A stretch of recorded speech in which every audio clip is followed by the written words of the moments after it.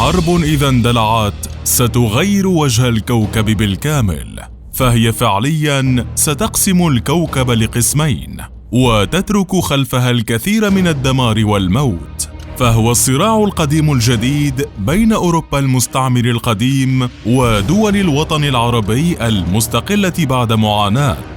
ويبقى السؤال: كم ستكون قوة العرب في حال الاتحاد؟ وهل ستكون قادرة على مواجهة جيوش أوروبا؟ أم أن التطور الأوروبي له الغلبة في ذلك؟ مع حدود بحرية طويلة وصراع جوي سيكون محتدما للغاية، فمن سيخرج منتصرا بقوته العسكرية؟ الدول العربية بمواجهة الدول الأوروبية. صراع الجيوش. على ميزان القوة الأوروبية تتصدر فرنسا القائمة لأقوى الدول، تليها إيطاليا اللاعب المحوري في الحرب العالمية الثانية، ثم حليفتها القديمة ألمانيا صاحبة الشرارة الأولى للحرب القاتلة. أما رابعاً فتأتي إسبانيا التي انتهت من حكم فرانكو الديكتاتوري. وخامساً دولة قد لا يعرف الكثير أنها من الأقوى، وهي بولندا التي تقع في أوروبا الوسطى. أما عربياً فتتصدر مصر القائمة كأقوى جيش عربي، ثم تليها المملكة العربية السعودية، فيما تأتي الجزائر في المرتبة الثالثة، ورابعاً الإمارات العربية المتحدة، في حين تحتل المغرب المرتبة الخامسة. وكل تلك المراكز وفق آخر إحصائيات الموقع العسكري الشهير Global Firepower.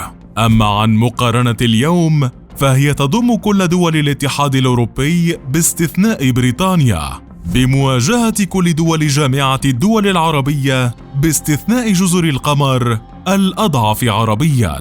فإليك المقارنة المنتظرة، ولا تنسى الإعجاب والاشتراك بالقناة. الخزان البشري. رغم اختلاف المساحة بين الطرفين، إلا أنهم يتقاربون بشكل كبير في تعداد السكان الإجمالي. ففي الوطن العربي يصل تعداد السكان لأكثر من 425 مليون نسمة، أما في الاتحاد الأوروبي فيقدر عدد السكان ب 450 مليون نسمة. وتعتبر مصر أكبر الدول العربية من حيث تعداد السكان بأكثر من 100 مليون نسمة. وفي أوروبا تتصدر ألمانيا القائمة بأكثر من 81 مليون نسمة. وبالانتقال للقوى العاملة المتاحة لدى التحالفين فيقدر عدد الجنود عربياً ب190 مليون فرد، أما في أوروبا فيصل الرقم إلى 207 ملايين فرد. ومن جديد تتربع مصر عربياً وألمانيا أوروبياً في القوى العاملة. ومن ناحية الجنود الفعالين فتتفوق الدول العربية برقم ليس بالسهل، حيث يقدر عدد جنودها ب2 جندي، فيما لدى أوروبا 1.5 مليون جندي. إلا أن التفوق الأوروبي يظهر في جنود الاحتياط، فلدى الدول العربية مجتمعة 1,000,000 جندي احتياط، ولدى أوروبا أكثر من 2.3 مليون جندي احتياط. وتظهر أولى الإحصائيات تقارباً كبيراً في الأرقام، دون أن يظهر تفوق كبير لأحد التحالفين، ما يجعل الاحتمالات مفتوحة في تعداد الجنود ساعة الحرب. إلا أن دول القارة العجوز تتفوق في الميزانية الدفاعية، حيث تصل ميزانية الدول العربية ل145 مليار دولار، في حين قدرت ميزانية أوروبا ب270 مليار دولار. وتشكل بذلك ميزانية الطرفين رقماً مرعباً قد يكون من الأكبر في العالم، ويعكس حجم القوة والأسلحة التي يمتلكها الطرفان. حرب السماء. من ناحية القوة الجوية للتحالفين، تملك القوة الجوية العربية مجموع إجمالي طائرات وصل إلى 5549 طائرة، في حين تملك الدول الأوروبية مجتمعة 5814 طائرة. وعلى رأس سلاح الجو تأتي الطائرات المقاتلة، التي تملك الدول العربية 1351 طائرة منها، فيما تملك جيوش أوروبا 1293 طائرة. ومن أبرز الطائرات العربية من هذا النوع طائرة F-15 إيجل السعودية وطائرة F-16 المصرية. أما أوروبياً فأبرز الطائرات من هذا النوع هي طائرات رافال الفرنسية وطائرة يوروفايتر تايفون المملوكة لدى الجيش الألماني. ومن ناحية طائرات الهجوم الأرضية فلدى الجيوش العربية 327 طائرة، أما الجيوش الأوروبية فتملك 205 طائرات. وتختلف الأنواع لدى الطرفين، إلا أن أغلبها من تصنيع الولايات المتحدة.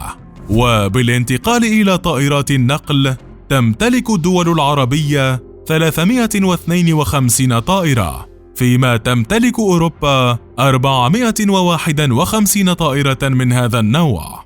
ومن حيث طائرات التدريب يظهر التفوق العربي بعشرات الطائرات، حيث لدى الدول العربية 1332 طائرة، فيما بحوزة دول أوروبا 1300 طائرة. ومن أبرز الأنواع طائرات المهام الخاصة، التي تملك منها جيوش العرب 85 طائرة فقط، فيما لدى جيوش أوروبا ضعف هذا الرقم ويقدر ب169 طائرة.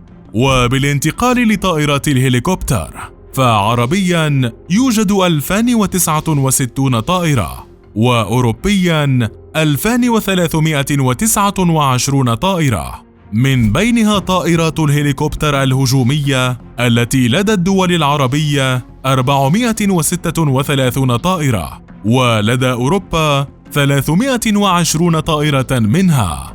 ومن جديد تتقارب الأرقام بين الطرفين بشكل كبير، فيما يبقى التفوق الأكبر لأوروبا بطائرات المهام الخاصة، والتي تندرج من ضمنها الطائرات بدون طيار الأكثر عملاً وفعالية في السنوات الأخيرة، والقادرة على اختراق منظومات الدفاع وتنفيذ الغارات بشكل أسهل بكثير من الطائرات المقاتلة، ما يرجح كفة أوروبا نوعاً ما في حرب السماء.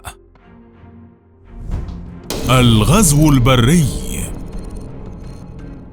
لعل أبرز أسلحة البر منذ ما يقارب 100 عام هي الدبابات، والتي تملك منها الدول العربية 18449 دبابة، فيما لدى أوروبا 5081 دبابة.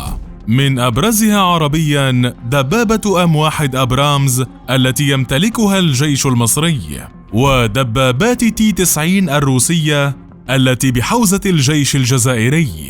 وأوروبياً توجد دبابة AMX-56 لوكليرك الفرنسية، ودبابة C-1 أريتي الإيطالية.